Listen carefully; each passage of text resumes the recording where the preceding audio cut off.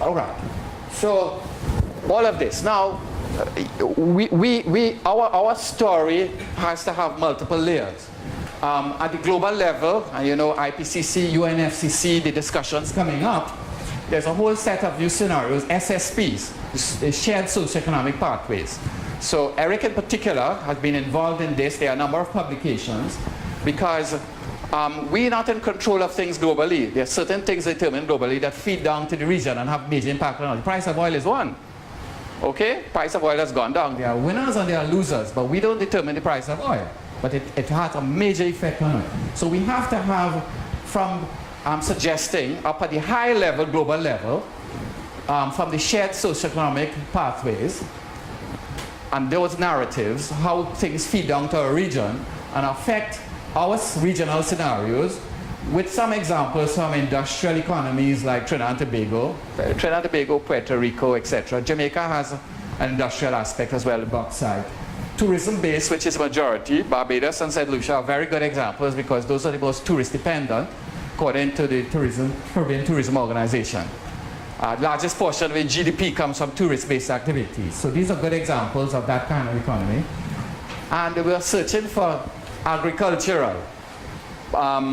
So we don't have any pure agricultural economies, except probably Haiti is the one that is primarily, you know, but getting information from there is very, very difficult.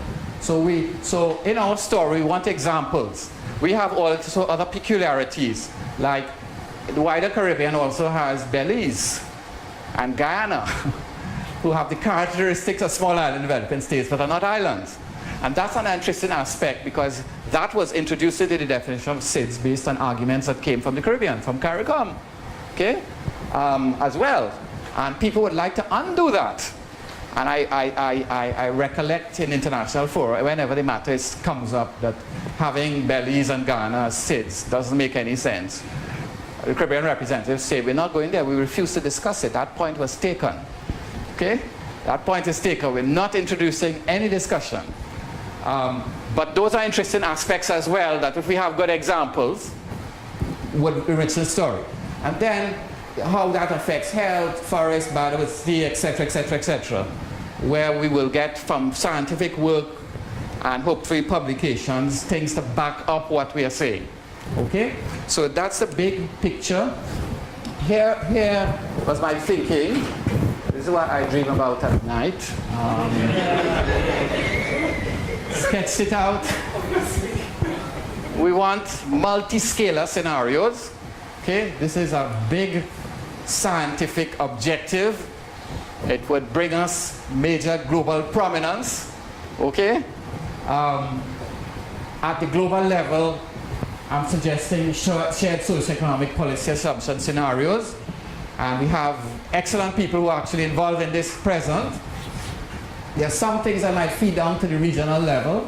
So we're going to downscale the climate signal, but the other things like commodity prices, oil and gas and so on affects everybody. Price, agricultural products, if you're selling sugar cane, bananas, whatever, those prices determined elsewhere. International markets, we don't fix those things. Okay, and investment capital, we're always trying to get foreign exchange, so, you know, all-inclusive resort in Jamaica. You know, you pay your money somewhere else and you arrive in Jamaica, but most of the money already paid somewhere else. Okay? As well, even cruise ships, you buy tickets on Carnival Lines in Miami and you cruise in the Caribbean and you look at our sunsets and hear our funny accents and stuff like that, but money's paid elsewhere as well. You know, so we have to develop, this is from an old, I've just put in something to illustrate. So it's not, we're going to here now develop this. What are the axes? This one here, in this exercise, it was called the economy, whether it was regionally focused or globally connected, was one of the things.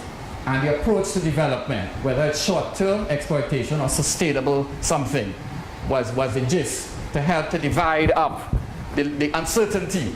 Okay? So let me just take this one. If it's regionally focused and you're only based on short-term thinking, you know, I'm in power for 5 years between elections. I don't really think about all this long-term climate change things and sustainability. Short-term, I have to build jobs and money. That's all. Foreign exchange. Right? This is a bad name. This one was named Capitalist Common. That came from Ramon. in Cuba. That's prescriptive. Cubans don't like this capitalist thing. I don't know. We should have had a neutral name. Anyway. Okay? But this is what we are after here. Get some ideas as to what are the axes that produce real uncertainty, you know, and whether the thinking, does this capture, for example, approach to development, the thinking of politicians, whether they think short or long. They talk a lot about sustainability, but are they really acting in accord with thinking long? You can make a decision now and the real impacts of it will unfold outside of your immediate short future. And that is part of the things related to climate change. Okay? If you're thinking short, then, you know, that'll be somebody else's problem. Oh, they talk about 2050 and 2100 and I wouldn't be here. You know, somebody else will have to deal with that. So I should only really deal with money and jobs and stuff now. My voters, taxpayers and stuff like that. All right, so, but people on the ground only really interested in how this impacts them where they are. So we have to also connect down to the local level. That is why we need downscaling on islands to get actual examples and some publications to show how this might impact on people. If you're at Barbados and you have money, and water is short, you'll always get money. Water, sorry, I should say, not money, water. Because if you're in a hotel, expensive hotel, you'll get priority for water, okay? And also water can be purchased in bottles in the supermarket. But if you're poor, you know, despite another matter, don't assume everybody has access. If a commodity is in short supply, for example. So the interest of how that unfolds in the industrial economy, the tourist economy, and so forth, different kinds of economy, would be something we want to build into the story. Okay? So, I'm going to go flip through extremely fast. Finish. There's work going on by some on coastal vulnerability, modeling of storm surge and waves and wind and rainfall and so forth. Different places. I think 5Cs has a project as well, I believe. To determine hazards and vulnerability. There was something done in Trinidad on the economics of climate change adaptation, IDB sponsored. There's a big report, it's on the web, on their website, as well, that has some projections for Trinidad. Adam is present. Adam is doing some work, Adam from the Met Services in Trinidad, on sea level rise and storm surge and so forth, and how this affects coastal erosion and property damage and degradation and so forth. So we would expect in this project some inputs, we would expect some work. We might just end up with a few statements or maybe a box, but we have to cite a publication. If you want more details, okay? So it's the headline things that we want, how that affect policy and decision making that we want in the story, but we have to point to somewhere else where you could look and see this credible, the science, okay? Then, so this is some work done in Trinidad that has scaled, you know, on coastal vulnerability and, you know, wind vulnerability and rainfall, where would flood and stuff like that, okay? That's kind of thing. So let me just get past this. Oh, there was an attempt by economists to calibrate this, the damage, the money, how much it would cost, by using some actual historical events. These are hurricane parts. This one is Flora here, where there was enough data to establish the damage, you know, what it actually cost, and to use that to calibrate it. It actually seems to have a relationship with, what is it, wind pressure? What does the meteorologists use? They correlated all kinds of parameters that Met Services measures and found that something with pressure. Central pressure. What is it? Central pressure. Central pressure. From many incidents throughout the Caribbean, seems to calibrate with the level of damage that was assessed. Okay? So if you have a storm of a particular, then one might get an order of magnitude of the likely damage. I think was whatever. Okay? So anyway, just has to give you some indication of what's going on. Human health modeling, Professor Chedi is present on, you know, looking at, you know, changes in rainfall and temperature will affect mosquitoes. It used to be dengue alone. Now, oh God, it's chikungunya. How many people had chikungunya? Yeah? Oh, a few. Okay, 1, 2, 3, 4, 5, 6, 7. Okay. Oh, it's horrendous. Pain. No? For like a year. Oh, nightmare. So now with side of in addition to dengue, we have chikungunya. But it's not so simple, and Professor Chedi will help me. There are other things. It's not all about climate change. The impact of roads as a dispersal vector of why you get, so mosquitoes spread along roads, they get trapped in cars and stuff and get delivered. So you're okay? Right, so Professor Chedi has published some work as he's working out the model of what are the factors. Climate change is only one. So we can't assume it's all due to climate change. So the road network is one. Right, so this is something from some of the work that's going on. You could see that most of the cases over years, Port of Spain, down the east-west corridor, in major, houses, yeah. So the transportation hub. So the transportation hub. And you can see the movement of the disease from south, from 2000 to 2002. So you can see all the major epidemics, how it is moving along the transportation network. Okay, so the transportation hubs distribute and have an impact on disease. Mosquitoes fly. There was a paper on travel hubs as dispersal points and so forth. That was just published. There is mosquitoes fly to the cardinal points. Right.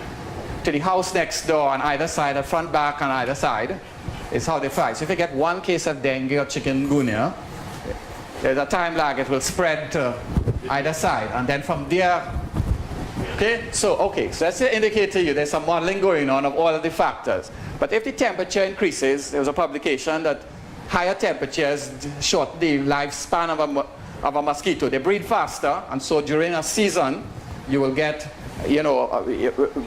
greater infection because there will be more of them. They'll breed faster, up to a certain temperature anyway. Afterwards, it would decline. So we're in that phase now where increasing temperature is causing, and mosquitoes are a little smaller. They're slightly smaller, okay? Right, and rainfall, of course, you will be damned if you do and damned if you don't, because if rainfall decreases, people store more water in unopened containers, they get more breeding sites. If you get increased frequency of downpours, there'll be more puddles, etc. A lot of rain coming in a short period of time. Lovely for mosquitoes.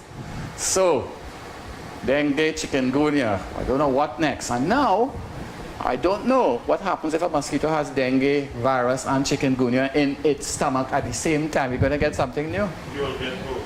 Oh, Lord. Okay, so that's some work that is going on as well. There's work going on food, the issues related to food security. So one that we're doing in Trinidad is related to cocoa. It's a nice boutique crop that has global significance. We have the International Cocoa Germplasm Collection present, and cocoa is very sensitive to climatic conditions.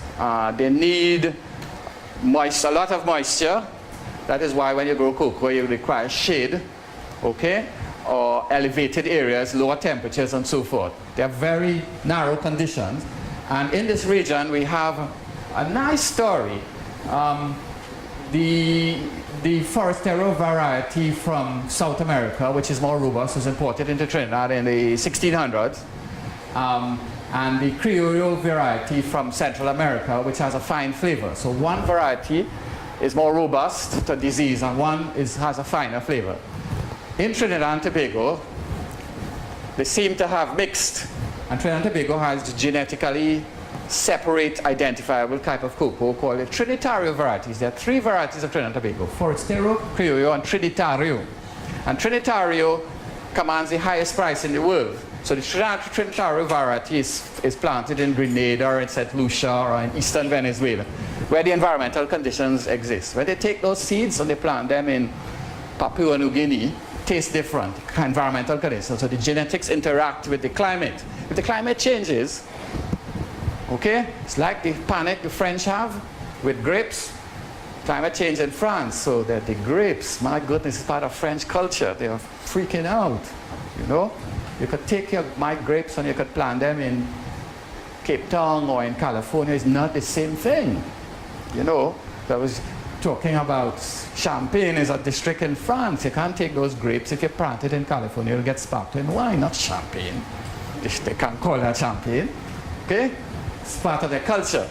But we in the region, we make a big claim on the cocoa. Okay? Expeditions in the 20s into the Imperial College of Tropical Agriculture collected all the varieties in Brazil and Bolivia and stuff and brought them here. A lot of the original range is destroyed, but the germplasm has been carefully curated since then. It's here. More than 3,000 varieties of cocoa. When climate changes, some will do better than others. And that will be useful for other countries, other cocoa growing countries, okay? To know what varieties, if it's drying out, if there's more rainfall, etc., to use. And there's a climate meeting, there's a cocoa meeting. I sent you an email this morning at 2 a.m. or something. I hope you were awake. Okay. I've asked Carice if you will give the presentation. Of course. See, there we go. There are all the major cocoa manufacturers will be here in about 2 weeks. Okay, Mars and Hershey and all around, Linton, whatnot, and so forth. They'll be okay. And there's an interest that this is of high importance about potential. They're worrying very greatly about climate effects of causing the industry to decline and vanish. Okay, because it's having, they think, a major impact on the major cocoa growing regions in Ghana and Cote d'Ivoire. Stuff like that. Okay. All right. So they'll be interested in scenarios as well. Okay. So here is the kind of things being done. Here's Trinidad where changes in the rainfall. And those are the locations of cocoa plantations in Trinidad. And also there was a World Bank sponsored project where genetics of relic trees. There are a number of ancient trees in Trinidad that seem to have survived since the last century. They are huge cocoa trees. Why they survived, okay, and the genetics is really of global significance. They have been identified by GPS coordinates and stuff like that. Relic trees, okay? So that's important because, they may be preconditioned to thrive under certain conditions which exist, and if they change, may disappear. So this will show rainfall. I think about 50% of the crop yield of cocoa is dependent on rainfall, according to the models and stuff. And here's change in rainfall to 2100. Okay, high is on this more purpley end, low is on the yellowy end. You'll see that in mid cocoa growing regions, moisture is declining. Okay, 2100 according to, right? So that's something that we'll have to talk about in the scenarios. This could have a major impact, and if this happens in other places like Ghana and stuff like that as well, this could have a major impact on the global cocoa chocolate industry and so forth. All right. Last thing I'll mention, Dr. Shobha Maraj, who I think is online from Germany, has been working on forest modeling of how changes in climate could affect shifted in forests, okay, and the services they provide. So work like that is going on in Trinidad, Carriacou, Jamaica as well. So we'll get a Caribbean, see how it might affect across the board. But here is some Trinidad. This is from a published paper actually, is in biological conservation. So one can show, you know, see by subtracting present and future, I think, where changes in forest type are likely. And the model she's using is called MaxEnt, maximum entropy. So you have a number of GIS layers where you, from the historical, where you're finding certain forest types, what soil, what moisture, what temperature, etc., produces a bioenvelope, and the probability of finding that species under these conditions where they occur. The conditions which a particular species requires might shift in the future because the rainfall and the temperature, etc., might change. So they're likely to, that forest type might shift, okay? So if St. Lucia dries out on one side and the Atlantic side, for example, you know, certain types of vegetation. We have another project going on. Mia Avril from St. Lucia is looking at the St. Lucian parrot.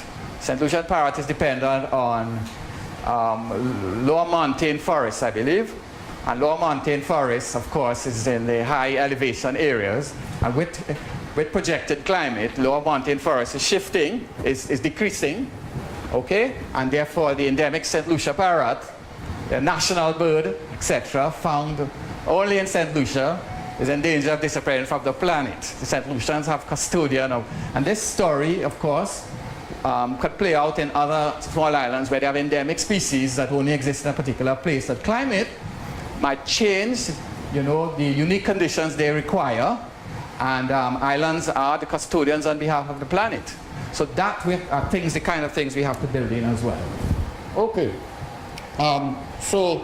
What we're aiming at, I think what Eric is we're going to talk about scenarios, and we're going to just press people also to connect up with some policy-related statements. What are the impact, agriculture, etc. So we could tease out, you know, what we want to, the key things we want to answer in the scenarios.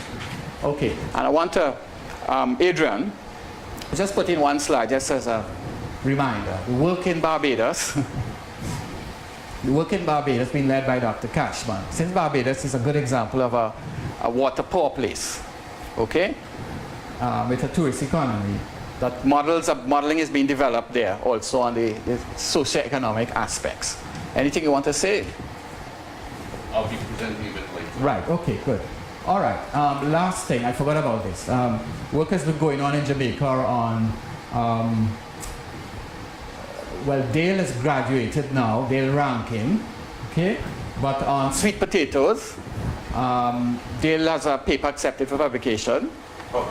It's published, okay. Well, if we could circulate, we have a PDF or something, so we could circulate, because we'll want to cite that.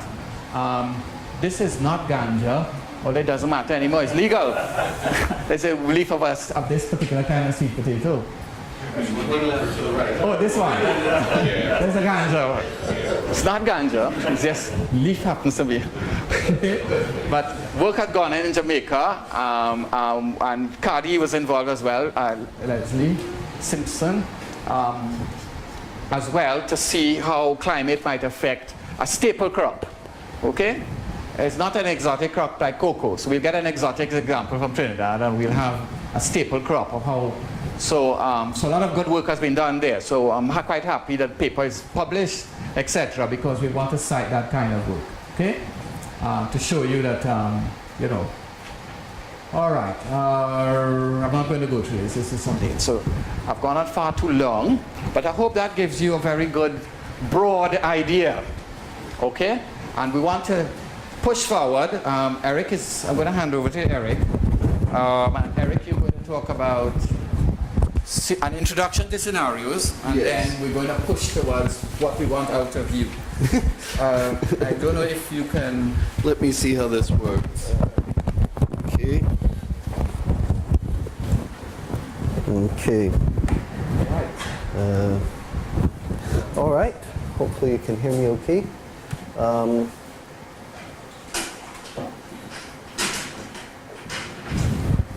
Nope.